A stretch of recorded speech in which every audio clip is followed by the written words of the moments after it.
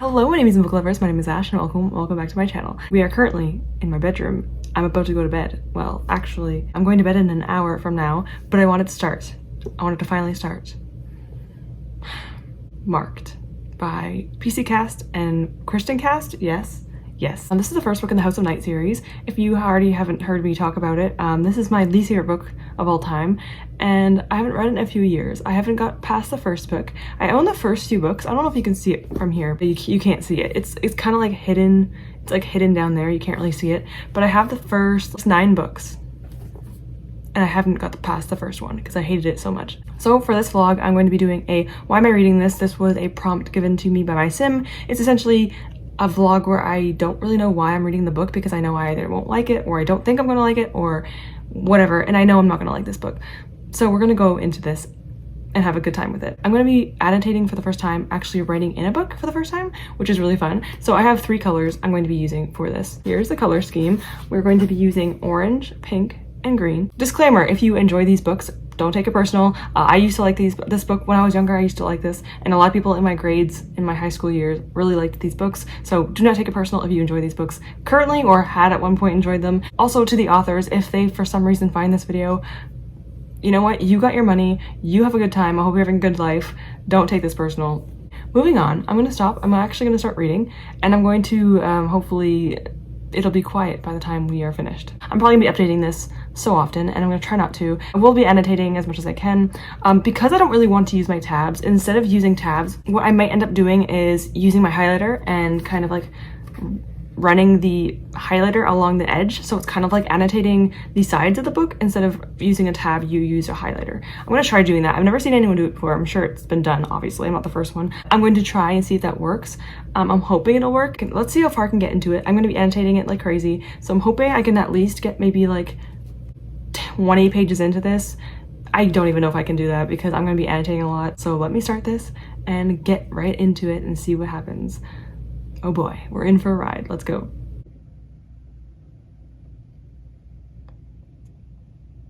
Okay, so it's actually been a little bit since I updated you last. I think it's been almost around an hour, and I only read 10 pages.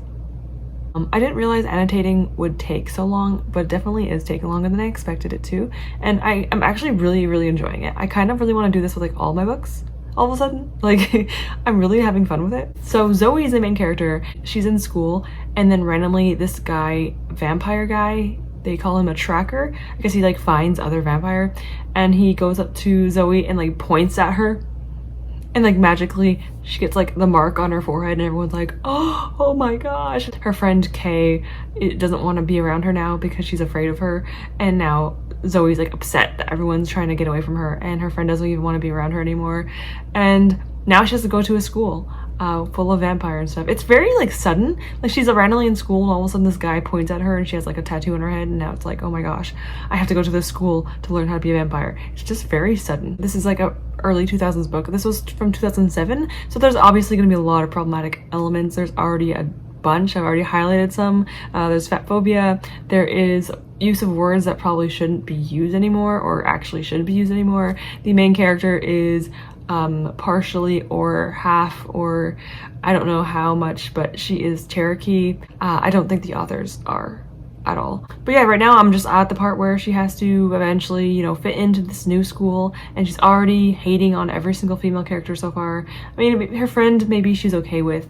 She kind of got mad at her, but that's okay. I guess I can look past that, but still not looking forward to seeing how this is going to continue. Okay, it's kind of like manageable right now, but I know it's not going to be as I keep going. So yeah, I will see you in the morning when I get some sleep. All right, update. I am on page 33. I think I'm on chapter 5. I'm pretty okay in the way through, but not much has happened, I'll be honest with you. So Zoe is a vampire. We all know this. We're just pretty much following her and everyone that's just scared of her. And now her boyfriend Heath is, I mean, he's actually been pretty chill with her. He's like the only one that's actually been kind of like kind. I don't know if I should say that about him. He's kind of weird. He has like an alcohol issue right now, and he's like a teenager. That's not good. That's not good at all. Not much else really has been happening. Zoe went back to her house to tell her mom. Her mom finds out. She's pretty upset about it, and then she goes and talks to her husband, which is like Zoe's stepfather, who's also just an a-hole and a very, very overly religious person who thinks that she's like a demon now and going to hell for this, even though she can't really control it. She ran away from her home and she's going to see her grandmother because her grandmother's the only one that's there for her, and now she's going to go to her grandmother's house, which she's doing right now, and then she's going to eventually go to the school, or the House of Night, which is the academy where the vampire go in order to like learn everything. And you know, either you become a vampire or you die, so Zoe could potentially not survive. We already know she does. She's the main character, come on. Zoe is interesting. I actually do genuinely feel bad for her when it comes to her, not her biological father, but her stepfather. He is a douchebag. And then the way that he's kind of controlling over the whole family, like her and her mother. Yes, I'm actually not hating it as much as I thought I was, but I'm only 33 pages in. I've been having a very fun time annotating this book. So let me show it to you. Kind of. Like, some pages are a lot more filled out than others. I'm not tabbing because I don't want to waste tabs on this. So what I'm doing instead is I'm actually highlighting the edges of the paper. So you can't really see it like this very well. You probably can't see it at all. But if you go like this with the edges, you can see them a lot better. But anyway, I'm going to get off now and read more and see how long I can last before I actually start to want to rip my hair out. So let's continue. I'm in my bathroom because the AC is on and I'm not turning it off because it's a heat warning. It's like 42 degrees with a humidex. Really, the only thing I have to update you on is that Zoe went to her grandmother's house.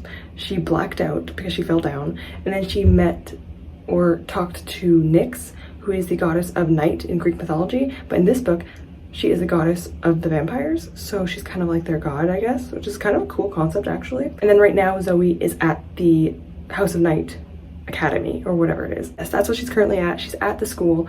She met with the headmistress or the headmaster, and then now she's going to meet her roommate, which I have a really bad feeling that her roommate is going to be Aphrodite. You actually get introduced to Aphrodite in the hallway where she's on her knees in front of a guy.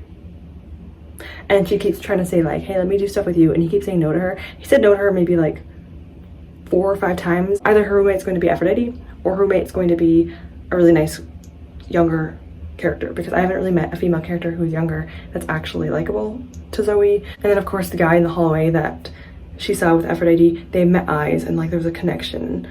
I don't know if there's like mates or anything in this series, but I already know that she has like a little bit of romance with him, just slightly. And she calls every single woman a horse without the S, if you know what I mean. So she calls every single woman in that book that, or just calls them names just for existing. So that's always tiring. I'm gonna put my little headband on and wash my face now and get ready to read some more before I go to bed. All right, I'm back. Oh, that's the back of the book. Back in my bedroom. I'm going to continue this, and I'm going to actually show you the pages as I read and like update you as I read and show you the book and show you my annotations instead of just telling you what's happening, because I feel like that's more entertaining. So I'm going to do that from now on, at least for the most of it. So she's at the academy now. I already said that. She's walking through the halls. So this is gonna be interesting. So right now Zoe's in the hallway and everyone's staring at her mark on her head because hers is like filled out. And usually when teenagers are new vampires, they aren't really filled out yet. They're like outlines. But for her mark, of course, because she's special, hers is filled out. And the only thing I have to say about that is, girl gotta invest in some bangs. All I had to say. But it's true. Like, if you want to cover your forehead, just get some bangs and case closed. Zoe's a biatch. Like, I already knew I didn't like her, but oh my gosh. First of all, look at this, okay? She's like randomly dissing Sarah Jessica Parker. I mean, okay, why? And then she's talking to a girl, Aphrodite. And Aphrodite is the only one that's kind of trying to, like, you know, be nice to her. And she's like, oh, I shouldn't be comparing her to someone. I shouldn't be so mean to her. She says her name's Aphrodite, and suddenly she doesn't like her again because she doesn't like her name, because she thinks it's delusional and grandeur to call herself Aphrodite. Because in this book, you can call yourself any name you want when you go into the academy. This girl needs to back off. Like, what is wrong with her? All right, so we got the early 2000s gay character that was introduced recently, and I'm just as annoyed as I thought I would be. When it comes to the early 2000s gay characters and characters that were not white were pretty much token characters. They were brought up just to have, you know, like, they're unique, you know, they're usually slightly stereotypical, and we finally got introduced to the gay character. But let me just describe to you what this book said about this character. So Damien is introduced, and the friend, or like the person that's with him on the table, says he's gay, so I don't really think he counts as a guy. In reference to saying like, oh, we're all girls and it's fine, and he's a guy, but like, he doesn't really count because he's gay. And then Damien goes on to say, I think I should count as 2 guys instead of 1. I mean, in me, you get the male point of view, and you don't have to worry about me touching your boobies. What kind of gay guy would say that? Or anyone would say that? I know they're like teenagers, but what? Okay, and then Zoe talks about his description. So let me tell you what she says about his description, okay? So Zoe says, he was cute, but not in the overly girly way so many teenage guys are when they decide to come out and tell everyone what everyone already knew. Well, everyone except their typically clueless and or in denial parents. As if like it's easy to just say, oh yeah, that person's gay because they look like they're gay.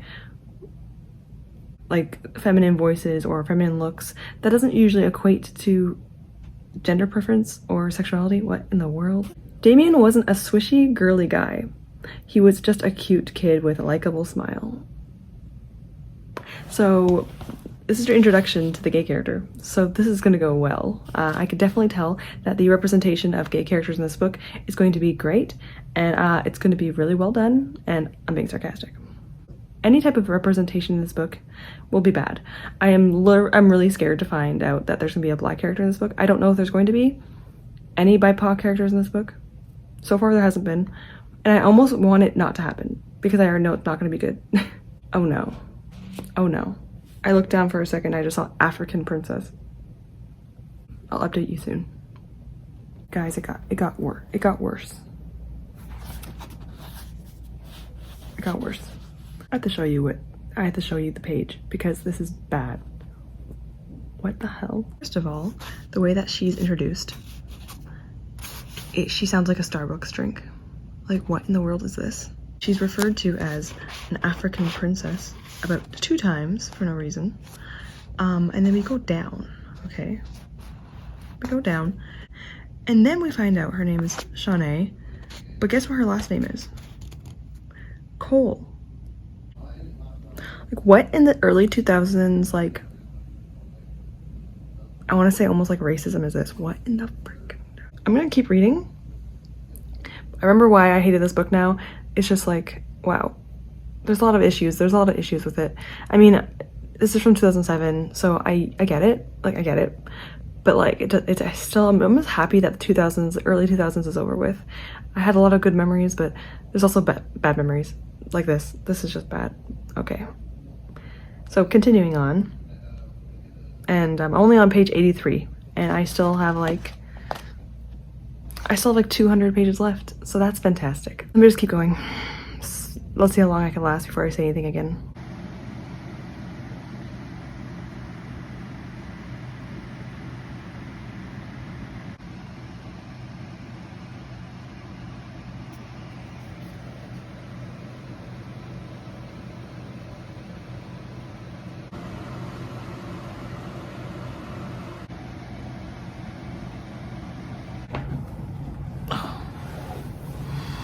Why does it look like I'm doing an apology video? I am now officially halfway through this book, and I'm going to talk about what's happening and how I feel currently, and show you a little bit of what's happened so far, because I have little updates. I have a few tabs. The lighting is atrocious here. I have to find a better light source. Let me see if I can find a better light source. This is a little bit better. I think this works, I think. So I'm halfway through. I'm going to tell you what I read and things I want to bring up. Okay, so the last time I talked to you, I think Zoe was just getting into the new school. So this book has a lot of misogyny, has like little hints of like racism, has homophobia. I mean, I don't know why the author had to constantly say the F slur. Like, I think it's been like 4 times already, at least, and we're only halfway through. Every time the gay character is introduced, it's like you have to say the F word. I mean, the nice characters aren't saying it. It's like the people around them that we have to hate. They're always like homophobic. I don't know. They go to like a dining table. All of them start talking to each other. It's at the dining table that all these things start happening. Like they bring in the one black character and they decide to call her the African princess. And then they have her name be Shanae Cole, which I am still flabbergasted by that. Like what in the world was the author thinking? Naming like the only black character that. What in the... Aphrodite's asking Zoe to go to a full moon ritual with her. Well, 100% nothing bad's gonna happen. I definitely know that's gonna happen. Nothing bad's gonna happen at all. We have another instance of randomly mentioning things about gay characters and characters of color, because why not? A mocha-colored blowfish when Shanae puffed her cheeks up. And then they always randomly mention that he's gay. Damien. You're really prudy, and then Aaron, another character, randomly just says, especially for a gay boy. Like, what's the point of that? What's the point? I will say the one good thing about this book is that they are cats. So cats and vampires are like closely entwined because they have a past, a history. Back in the old days, in the medieval times, people believed that cats were vampiric in nature. And so vampires and cats kind of like grew close together. And so now in this book, cats can actually choose a vampire and they actually have this little connection, and then they'll like follow you around and they'll kind of like adopt the human. And I kind of love that. Honestly, I would love a cat to adopt me. So there is one positive in this so far: cats. Something else happened. I actually ended up writing. I wasn't happy about it. So it's mentioned that all the vampires in this book are only fed healthy food, okay? And then she asks like, why? But the vamps are pretty obsessed with us eating healthy, so you won't find bags of chips or Twinkies and stuff like that here. And Stevie Ray says, I mean, you don't see any fat vamps. But you also don't see them chewing on celery and carrots. They want you to eat healthy for the same reason they want you to exercise, so that your bodies are strong as possible, because if you start getting weak, sick, or fat, the first sign of that is your body rejecting the change. So if you are fat, your body can start to reject the change, which means if you are not like thin, your body can potentially reject the change, so you can die. And then Zoe mentions earlier on in the book that she's never seen a fat vampire before. And then only all of the vampires are attractive. And I'm just like, this feels really icky to me. Like, it just feels a little bit gross to me. And then there's a character later on introduced, I think his name's Elliot, and he is described very badly. He's also like says the F word all the time, and he's obviously not likable. He's doing bad on his grades. He's described to have red, curly hair. Zoe says it's nappy. He has like freckles, he's chubby, and so I'm pretty sure he's not gonna live because he's not attractive and he's chubby and he's not a good person. So obviously the character is going to off him eventually through the change. And I'm just wondering, like, so if a character is just a little overweight, do they just end up not living through the change of the vampirism? In the series, you become a vampire, but when you go through the actual change of becoming a full-fledged vampire, that is when you get determined if you survive or not through it. And like, I think anyone can really like not survive it, but I think with those characteristics, you have a higher chance, or like guaranteed. It's weird, okay? I don't like that. And I know Elliot's not gonna survive, and of course he's not likable. The author doesn't want you to like him. So far, the only like bigger character, I mean, chubby, described as chubby, the only described as chubby character in this book is probably not gonna live. And that just feels weird to me. And there's like a few curvy teachers, but I'm like, what does curvy mean? Because in the early 2000s, curvy just meant like hourglass. It didn't mean like, you know, plus size. I feel like you can't be curvy without being a little bit plus size. It seems unrealistic. It's pretty much impossible unless you get like surgeries. So what in the world is going on in this series? I don't know. I'm not surprised. It's just like, come on. I don't know if you can read my annotations for this, but I'll show you anyway. The characters always mention that they hate like, they literally say that I can't stand homophobes, but like a sentence before that, they said that he called him an F word. And like, they keep saying the word. Like, even if they're not calling Damien that, they're still saying it. Like, just stop saying it.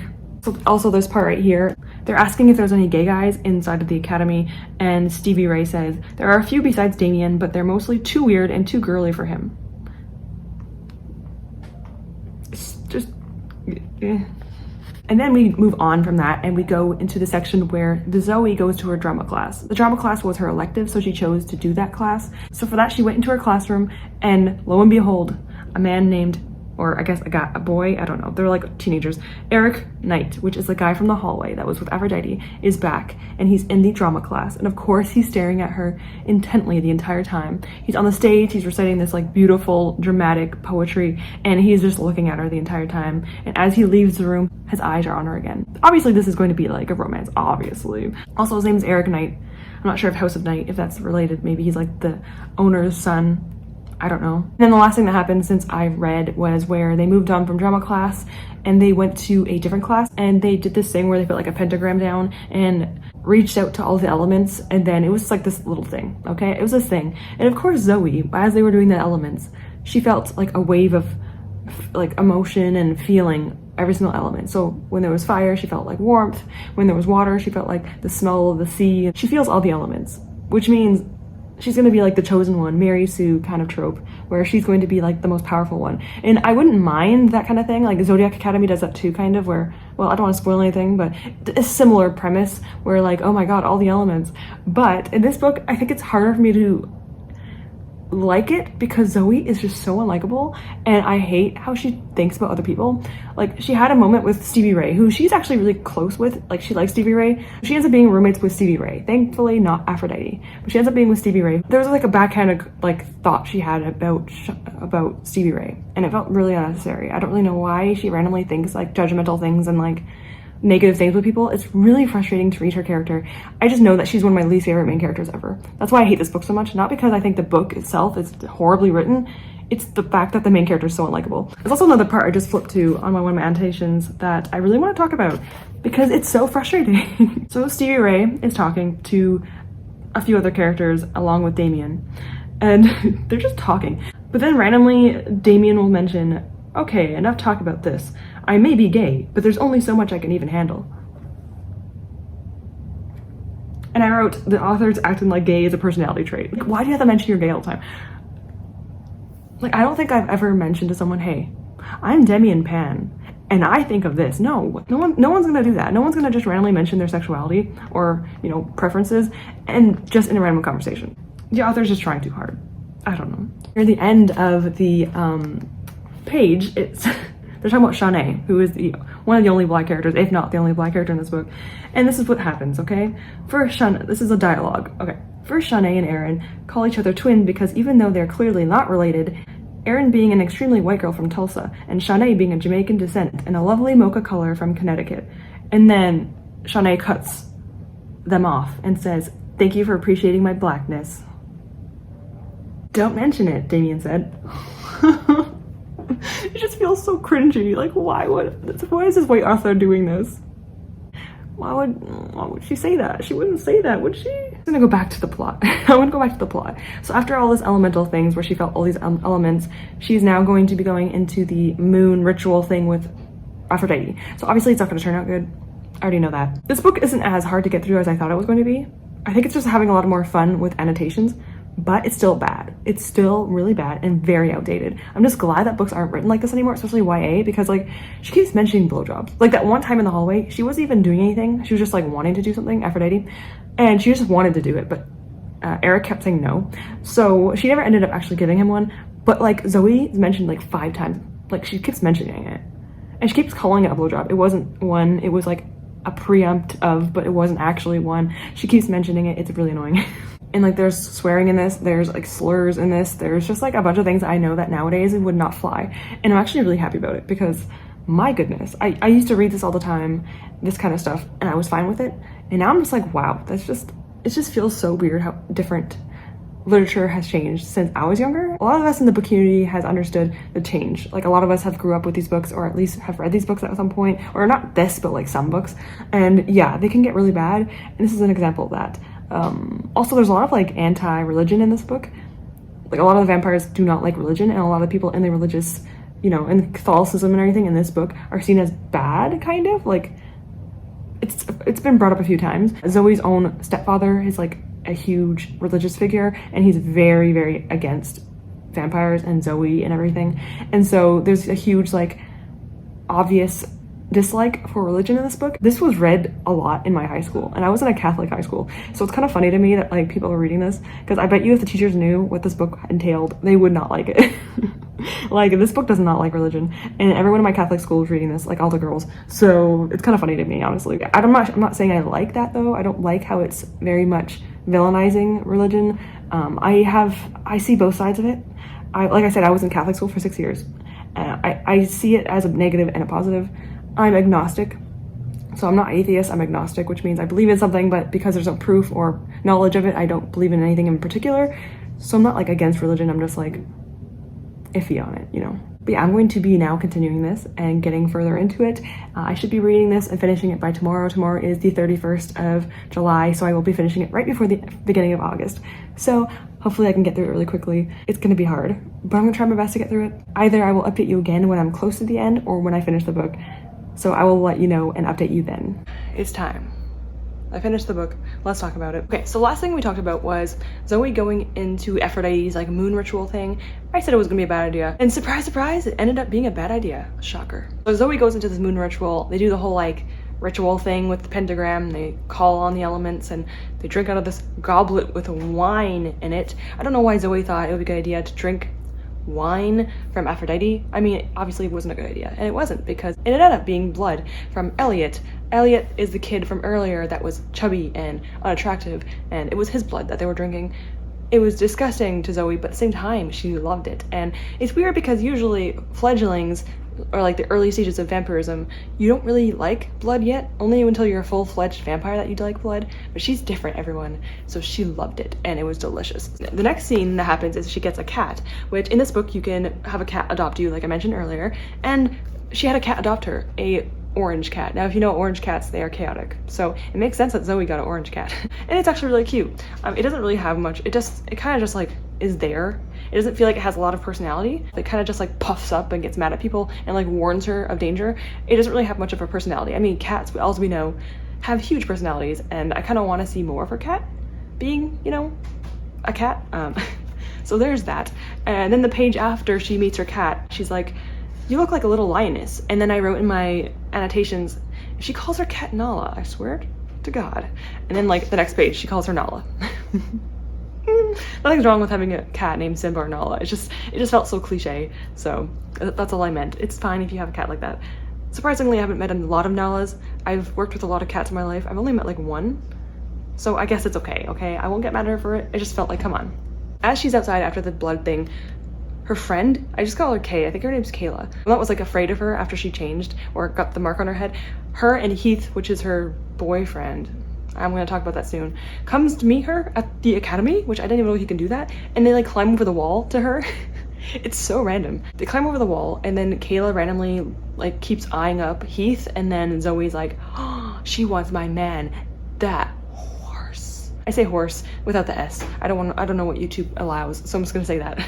In this entire book, you guys, she was saying that she doesn't like him she doesn't really like him that much. And she constantly just says bad things about him in her head, and how he's like an alcoholic now because he drinks all the time, and how like she doesn't even like him, and all these things, negative things about him. All of a sudden, she wants my boyfriend. What? And then she calls him a cheater, even though she's interested in him. They're not doing anything together, at least that we know of. And I'm just like, what are you talking about? Like, why are you calling her a slew?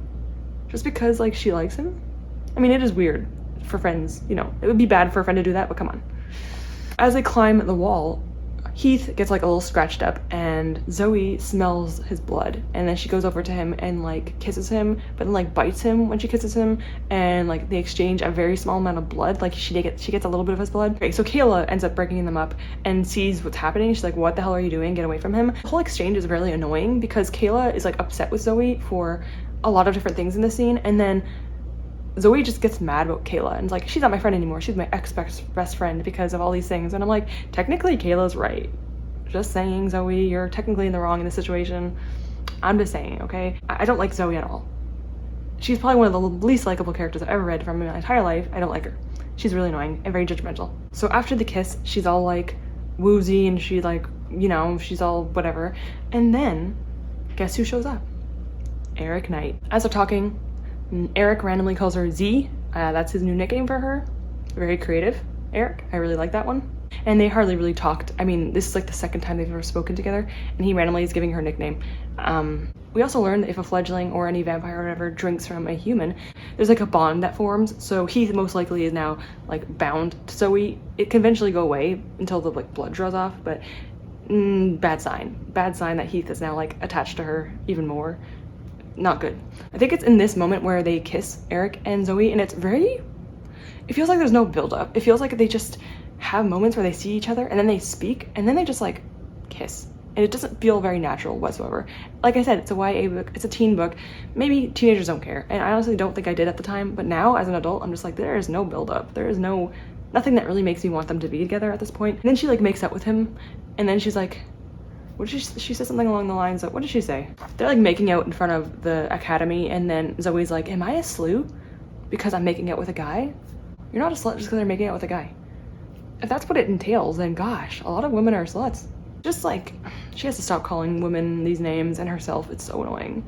Also, Eric even admits to having only a physical relationship with Aphrodite. Like, he was with her, but only sexually. And for some reason, Zoe's fine with that. She's not calling him a slut. She's only calling Aphrodite that, or herself, or any other woman that's like, if a woman has big boobs or like is just kissing a guy or anything, they're a slew. But if Eric, he's not. I feel like he's the biggest one of them all, okay? He's the biggest slut, okay? Eric. I'm not even saying slew anymore, I'm just saying the word. At this point, who cares? So Zoe talks to Eric about the whole biting and blood thing, and then Eric says, hey, if you want to get some blood from anyone, come to me. When I saw that, I was like, oh shit, okay, that's kind of, I kind of liked that part. I mean, like, damn, okay. He takes her hand and like puts her wrist up to him and then like nicks her wrist and like licks the blood off and kisses it.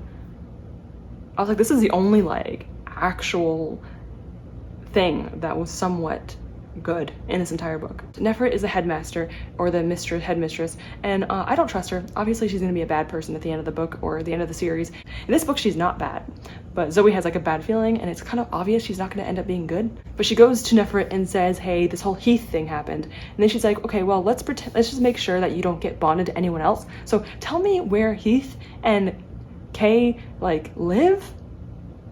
What? And everyone else in Heath's like sports group, like what are their names, their full names, and where do they live? Why would she need to know that? And supposedly her excuse was to like make sure that they were safe. It doesn't make sense to me. It just feels like an obvious ploy, but whatever. We're gonna go past that and pretend that Nefret is not evil, even though she's probably going to be. So another scene happens where they're all in class, you know, just chilling out, and then Elliot is also in this class, and Elliot randomly starts to like shake, and then like blood starts coming out of like all of his like facial orifices, like his eyes, his ears. He starts to just start bleeding, and it's actually pretty morbid. And I already knew he was gonna end up not surviving because he's ugly, he's chubby. I'm not saying that based off of myself. This is what the book is implying, by the way, that unattractive and chubby and bigger people won't live through the change. And so yeah, he doesn't end up surviving, shocker. Nefret shows up, gives him like a potion to help him relieve the pain, and then they end up leaving. And then eventually later on in the book, we find that Elliot has like red eyes and he's back to life, quote unquote. There's like this smell about him, like a basement smell. It feels like he's an actual vampire, like, you know, with vampires you see in actual lore, which is kind of interesting. If there was actual like real vampires in our lore based off of like the vampires in this book, that'd be kind of cool. I don't really know exactly though what this whole thing is. I mean, it's kind of just glossed upon and no one really talks about it. It's really weird. Like, I feel like this is a big thing and no one really mentions it. It's like all this high school drama is more important than like these evil vampires, but sure, I guess. I mean, they died, but then now they're back. And no one really, like, it's not really a huge focus on Zoe. Zoe just wants to do like her high school stuff. So nearing the end of the book, Aphrodite asks Zoe to join this ritual again, but this time Zoe wants to be the leader of Aphrodite's group because Aphrodite is not doing a good job and she's just horrible. And so she wants to be like the head person of this group. Before that though, Zoe and her friends do like a little summoning circle of her own where she is the leader of it, and she's able to conjure all the elements, and she shows off her powers with all of her friends, and everyone's shocked and surprised because she is so powerful, you guys. You have no idea. You have no idea. She goes to the moon ritual with Aphrodite, and Aphrodite starts to summon spirits, but she uses the wrong like sage. Like, she's using a sage stick, but because Zoe's Cherokee, she notices that Aphrodite is using the wrong one, the wrong like herbs, and so she just watches this happen, like, oh, it's already too late, she already started using it, so I can't stop her now, which feels kind of stupid. Like, you should still at least try stopping her, you know, before she summons evil spirits, but fine. She starts summoning evil spirits, and as these evil spirits are coming up from the summoning thing, Heath shows up, and I don't even know how he does. Where did he come from? How did he get into the school grounds? Is there like no security at all in this vampire school? What in the world is happening? Heath shows up because he's like bonded with Zoe now, and is like, I love you, Zoe, be with me. And then also when Zoe kissed Eric, she was still with Heath. She says that Heath is her boyfriend when Kay wants to be with him, but the moment she kisses Eric, and at this scene at the very, very end of the book, there is no conversation between her and Heath. They haven't spoken at all this entire book at all. Only that one time where he like shows up and she takes his blood a little bit. That's the only time they have a conversation, and nothing was mentioned about being a boyfriend or girlfriend, nothing about breaking up. But for some reason, at the very end of the book, Heath comes up to her when, you know, he's bonded with her, and he's like, you're cheating on me. And then she says, it's impossible for me to cheat on you. We're not together. And then she calls him her ex, which is so dumb because they never solidified a breakup. You don't just break up with someone mentally. You have to go to someone and tell them you're broken up. You can't just leave. It is cheating. She cheated on Heath, and to make herself look better as a character and as a person, she just said that it wasn't cheating. They were already broken up, which is so dumb. It's not true. Because literally a few chapters before this, she got mad at Kayla for wanting to be with Heath and saying that that's my boyfriend. So the double standards with Zoe is astronomical. I despise it. So Aphrodite summons these spirits and they start to attack Heath, and Zoe has to do something to stop it. So she goes up to Aphrodite and she actually starts to like speak to the spirits and try to reason with them, and she's able to get them to back down and leave Heath alone and leave the earth, or this plane of earth, and go back to where they came from. And so Zoe is not only seen as like this hero, but she summons all the elements and gets them out of this situation and makes the spirits go back. And right as she finishes the summoning circle and she brings all the spirits back, her tattoo that went from her forehead to her eyes now are completely covering her eyes, like kind of like a lace mask, and now they're going toward her shoulders, and she has like a full-fledged like vampire tattoo or mark, even though she is a fledgling, which is impossible. No one has ever done that before. And she decides to take the place of Aphrodite because Aphrodite summoned evil spirits, and we can't have that as a leader of a summoning circle. So she becomes the high priestess. I think that's what they call it. I think that's what it's called, the high priestess of the group, and she takes that place from Aphrodite. Aphrodite, I forgot to mention, has visions, and there is another chapter previous to this where she has a vision and she sees like death and all this stuff. And at the end of the book, she talks to Zoe after Zoe takes her place and says to her, like, you're gonna regret this. She knows that bad things are gonna happen and that she has something coming to her, essentially. And she also said there's like a purpose to everything. And I'm curious if Aphrodite is being mean to Zoe to try to prevent something from happening. I don't know, maybe I'm wrong with that, but I know Aphrodite is just a horrible person. So maybe she's just horrible, but I have a feeling that she might be trying to prevent something as well. I don't know. At the end of the book, everyone's happy. Nefert shows up and helps Zoe, and Zoe's like, how did I ever doubt her? How did I ever doubt Nefert was a good person? Which is the biggest precursor that she's not a good person. And this ends off on a really high note. Everyone's happy, everything's great, even though there's like these evil dead children vampire things like they're not attacking anyone yet, but they're gonna start attacking people. And Zoe hasn't said anything about it. And I honestly do think that Nefert is responsible for these like reincarnated evil vampire children. I think that's what's happening. Nefert is probably in charge or a leader of or responsible for this. So I'm curious. I am genuinely curious what's gonna happen next. If I recall, there might be like a teacher romance. I really hope there's no teacher romance in the next book. I do know that there are more romance interests for Zoe, which is so funny to me because she calls everyone like names. All the women are horses and slews. But for her, she can date like 5 guys, and I guess that's okay. So that is honestly all I really have to say about this book and what I have read. I finished it, I completed it finally, and I'm giving it a 1 star. I'm done. This is not good, and it is bad. I also want to preface that I don't think the authors are racist or homophobic or anything like that. I think that the language in this book is very outdated, but because obviously I haven't read anything from them recently, or I haven't seen any work from them recently, that probably would have changed by this point. And I don't think that they are horrible people. I don't think they're, like I said, racist or homophobic. I don't know who they are, and I don't know what they feel at this moment. Maybe they regret those types of things written in their books. But I just want to say, like, obviously those are problematic elements, and I don't love that about this book, but I don't think that the authors are bad people. It's just hard to like characters that say these words and all this stuff. And I feel like we're supposed to like these characters that say these words. And so it's hard to kind of separate the characters from what they say and how they feel. So I'm just hoping that will change as the series goes on, and that Zoe will change as well, and she'll mature and grow, because I don't know if I can handle this for 12 books. I don't know if I can do it. I'll be honest with you guys. All right, so with that, I'm going to be finishing this video off. Thank you so much for being here with me. If you even got this far, I appreciate you so much. Put like a, let's do a like emoji thing because it's a longer video. Stars, night, anything that reminds you of the night sky, any of those things. If you want to do that for me, I would appreciate it to show that you also have been here. Okay, so I'm going to be ending this video off now. Thank you so much for being here. I hope you have a great day. Hope you're doing well, and I hope to see you soon. Goodbye, everyone.